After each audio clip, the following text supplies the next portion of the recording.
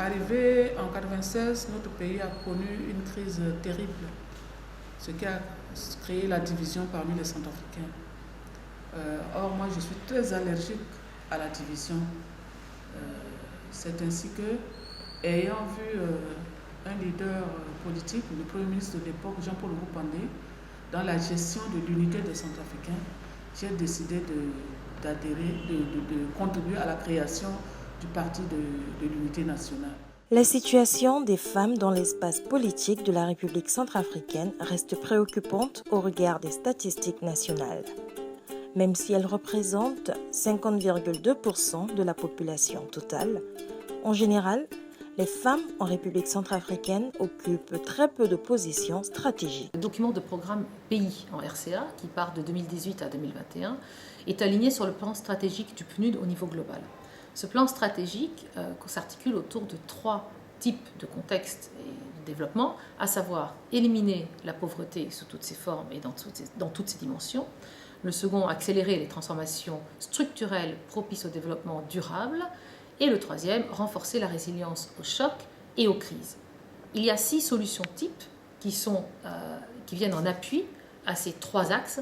Et la 6e, c'est justement renforcer l'égalité des sexes et l'autonomisation des femmes et des filles pour contribuer à la réalisation de ces 3 contextes. Alors, le problème que le projet a essayé de résoudre, c'est justement la participation des femmes dans toute la vie socio-politique, la prise de décision à tous les niveaux, que ce soit au niveau politique, au niveau constitutionnel, l'administration publique, l'administration politique. Dans cet environnement-là, ce n'est pas un environnement favorable à la participation des femmes. Et la Centrafrique n'est pas seule dans ce dilemme.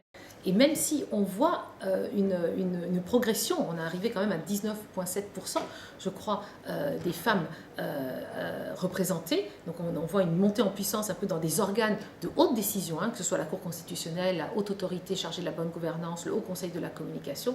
C'est pas suffisant. À Bambari, le projet a veillé à bâtir des synergies d'action, notamment dans les zones prioritaires des autres projets du Fonds pour la consolidation de la paix. L'apport de ce projet, c'est de former d'abord les femmes. Ce qui est positif dans cette formation, c'est que la formation a été faite en langue nationale. Et les femmes ont été beaucoup plus participatives dans cette formation. Le président de la République a promulgué la loi sur la parité. Cette loi sur la parité aujourd'hui, qui est dans la droite ligne de la Constitution centrafricaine de 2016, où il était, dans les dispositions, il était prévu aussi, qui prône l'égalité justement entre l'homme et la femme, mais qui prône aussi une représentativité de 33-35% de femmes dans les instances de décision. Les enjeux qui s'offrent à nous aujourd'hui, ce sont les élections.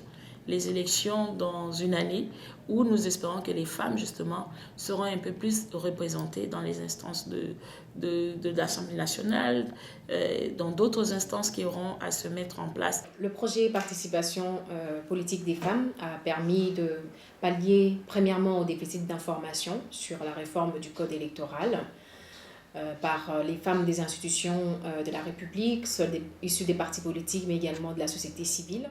C'est une évidence.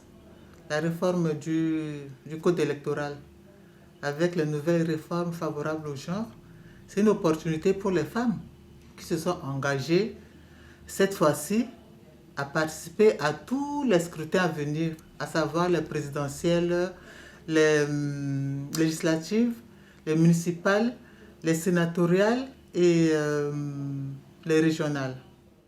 Le PNUD nous a beaucoup accompagnés sur les voyages d'échange d'expériences que nous avons eu à faire à Kigali au Rwanda et à Dakar au Sénégal.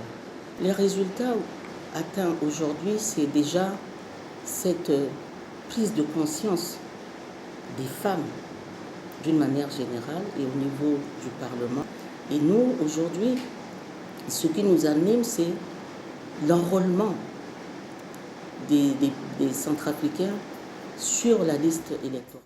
Face aux défis sécuritaires dans certaines zones du projet, notamment à Bria et à Kagabandoro, le démarrage des activités du projet a commencé dans les villes de Bambari et de Bosangwa.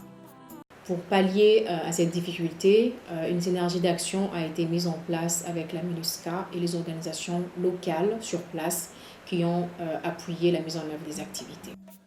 Pour pérenniser ces actions, le projet a aidé à appuyer la mise en place de 4 plateformes des organisations des femmes dans les villes de Bria, Gagabandoro, Bosangwa et Abambari. Hormis les plateformes, le projet s'est engagé dans l'élaboration de la stratégie genre et élections en appui à l'autorité nationale des élections pour pouvoir s'assurer que toutes les étapes du processus électoral prennent en compte la dimension genre.